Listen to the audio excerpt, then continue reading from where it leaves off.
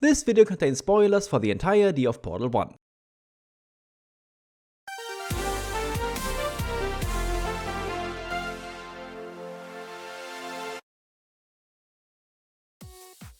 Portal is a pretty awesome game. Using portals to move cubes, redirect energy balls, and fling yourself over gaps, it's good stuff. But what if you couldn't? What if you woke up in the test chamber one day, but the portal gun was missing, and GLaDOS decided to just roll with it? That's what I'd like to find out today. Let's put ourselves in the shoes, or advanced knee replacements, of an adult human woman, i.e. Chell, and see how far we could get. We have nothing on a person, aside from our Aperture Science jumpsuit and the knee replacements. We don't have the portal gun, but we can use portals that already exist. And since we're just a regular human, we have regular human needs and limits. For example, if we don't drink something at least every 3 days, we're done for. We also need to abide by the laws of physics, so no clipping out of bounds or abusing glitches. And since we don't know where all these doors in the examination rooms lead, we'll need to ignore them. So the question is, can we escape Aperture without using the portal gun? Chamber 1 is easily doable. Since we don't need the portal gun yet, we can solve both puzzles without any issues. Oh, and don't forget to take a sip from the toilet. In Chamber 2, there's a small issue. The portal gun to create the portals isn't present, so we can't actually get inside the room. However, we can just use this hole in the wall to climb up and then leap over to the ledge. Then we can easily shimmy around the metallic wall in the middle. Chamber 3 is even easier, since while we can't get over the holes by jumping, we can just climb up the grid walls. Chamber 4 is where we encounter our first actual hurdle. We need to press down the button with the cube in order to hold the door open, but the cube is stuck in a hole. The problem is that the pit is almost entirely inescapable. I mean, have you ever tried climbing a concrete wall by yourself? Even if we try to grab the cube before it falls down, it just pulls us down with it. We could rip off the cameras on the walls, but even both of them together can't weigh down the button. However, we can still use them in 2 ways. Firstly, we could jam one of them in the button's mechanism to lock it into place. This might work, but it's also possible that the mechanism is stronger. However, we can also lean both cameras on the door, open it with a button, and let one fall in between to prevent it from closing. The gap might be just wide enough to fit through, depending on how well we do it. Even then, if the door is too heavy, this won't work. Therefore, I'm marking this one down as questionable. It can probably work, I just can't say with 100% certainty. Chamber 5 also features a hole, but at least this time we can stand on the cube to get back out. But can we get the cube out? Considering we can easily carry it without the portal gun, I'd say it's not too heavy. So if we take our jumpsuit off and bind it around the cube, we can pull it up from the top.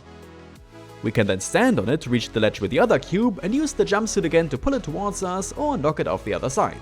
Brilliant! The main problem is the very next room, which is impossible to escape. As strong as a woman Chell might be, even she can't break the glass ceiling. Now, this safety glass blocks bullets, even the whole bullet, so it's kinda strong. However, in Portal 2, we can see that this exact glass pane can break with enough momentum. So theoretically, we could take one of the cameras off the wall and hammer away at it until it eventually gives in. 2 problems with that idea. First, we don't have all the time in the world to do that. Secondly, we'd have to break it in such a way that lets us climb up without cutting ourselves, let alone raining deadly glass shots down on us. Remember, we're completely barefoot. So I'm marking this one down as questionable too. Luckily, our chances are better in Chamber 6. Sure, we might not be able to redirect the energy ball into the receiver, but we don't need to. We can simply wrap our jumpsuit around the bars and the exit platform at the top, and then use the ridges in the wall to climb up. Not easy, but doable.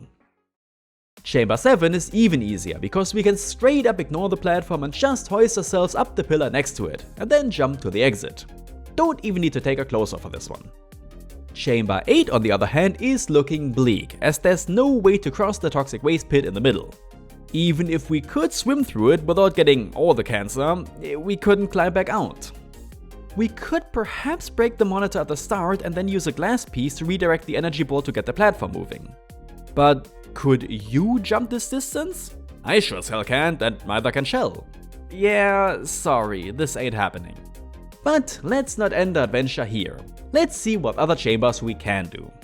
Like Chamber 9, the impossible chamber. Oh dear. Obviously, we need to get the cube through the hole above the emancipation grill. Throwing it through there is out of the question, unfortunately. However, we could also bind a jumpsuit around it, throw one end through the hole, and then pull it up from the other side. Even then, the cube might accidentally touch the grill, and the jumpsuit might tear under the stress. As there's no cameras to jam the button, we could sacrifice one of our advanced knee replacements for it. But then we need to remember to land on one foot from now on, so maybe not. However, there's also the mechanism that releases the cube. As shown later in the game, it's weak enough to collapse under your weight. So we could hang onto one of the arms until it breaks off, throw that through the hole, and then use it to jam the button. But even this plan hinges on the idea that you can jam buttons, so it's questionable at best. Chamber 10 features less puzzle solving and more platforming. The stairwell at the beginning is easy to get up on, but the next room features a giant pit. Jumping over it is impossible, but if we get a grip, we could try to climb along the wall. This would be hell, but theoretically possible. The next room is a lot trickier though, as the other platform is higher up and there's fewer blocks to climb up on. However, if we manage to somehow get up to this cube, we could pull ourselves up. Then we need to do it one more time and we're out of here. Still, this is some pretty intense climbing. Could you do it? Sure. With certainty, no. Chamber 11 is where adventure stops again. With no portals, it's impossible to leave the room at the start. Even if we broke the window with a camera, where would we go from here? Jumping down would be even worse, and the exit is locked behind a timed gate. Sorry, not possible. Chamber 12 features a lot of climbing again, but this time I doubt it's humanly possible. Sure, the wall looks climbable, and we could perhaps get up the first one with a lot of effort. But could we do the same for the next wall, or the one after that?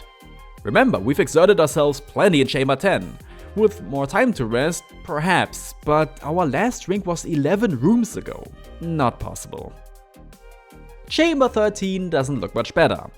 We can climb up to the platform using the supports and push the cube onto the button to open the door.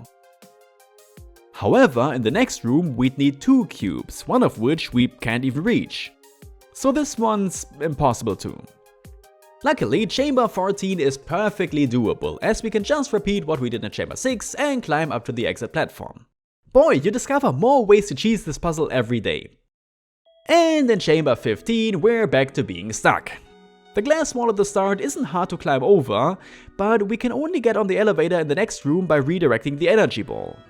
Maybe we could rip off a camera, throw it at the exact right time and the exact right angle into its way, and then hope to God that the ball ricochets into the receiver and not into us. In a vacuum, theoretically possible. For a tired, dehydrated us, nah. Even if we somehow broke the glass and climbed up, risking injuries, we'd have to do the same thing in the next room on an even larger scale. And even then, the platform that takes us to the exit moves in the exact opposite direction we want it to. What a shame. Now, Chamber 16 is a bit more interesting since you don't really need to use any portals to deal with the turrets. They're so lightweight that you can knock them over just by bumping into them, they're slow to react, we can use them as cover, and they can even weigh down buttons. The main issue is this turret behind a fence. We could climb the fence, but not this quickly. However, if we use some of the cubes, courtesy of Redman, we can use them as cover, climb up, and quickly jump over to the other side. And then we're met with another fence that we can't climb over. So close, yet so far. Maybe we could bend the bars using some of the turret legs to eventually create a hole that's wide enough to fit through. But who knows if that's even possible. The good thing about Chamber 17, aside from the weighted companion cube, is the fact that the weighted companion cube does all the work for us. It serves as a platform, it blocks energy balls, it does everything. The only bad thing about Chamber 17, aside from having to destroy the weighted companion cube, is the fact that destroying the weighted companion cube is the only way to exit. Or rather, a companion cube. As you can see, there's already a next cube lined up in the tube, so if we break that one out, we can use it as a platform at the end and get both them up. We could then use it or camera to jam the door and just destroy the other cube. So hooray, we can take a companion cube with us into the next level. Oh, that sucks. And the bad news continued to happen as chamber 18 is impossible. We could maybe climb over this pit, but not the next one. Using the blocks around as supports won't help either. Even if we did that, we'd have to do it 2, maybe 3 more times. No way. Chamber 19 isn't much better. Sure, we could perhaps redirect the ball into the receiver and then ride the platform along. We could then get past the first gate by sliding under it as it closes, lie down to dodge the green energy ball, and simply climb around the wall at the end. And then we are not escaping the fire pit. We can't jump that far, and even if, how would we reach the pipes upstairs? So no, we're not escaping Aperture after all. But I'd still like to go through each escape chapter and see how far we can get. If we continued, we could break the door lock, dodge the fan blades, use the chain link fence to climb over to the bridge, then get up on the windowsill to reach the other side, climb up another fence to the platform above, and get in the tube. Chamber 9 is still solved from last time, so drop down, climb on the ledge, and ride the piston to get to the other side. Here's another grid wall that we could maybe bend again using some of the metal bits lying around. Then we'd have to do this precarious jump and get to the other side. Questionable, but perhaps doable. Next, we can ride the pistons up to reach the supports at the top, bend the chain link fence apart with our hands, climb up from the other side, jump over the pistons, and climb up the pipes to the top. Dodge the fast and slow pistons, and get stuck in the next room because there's no way to reach these giant pistons above.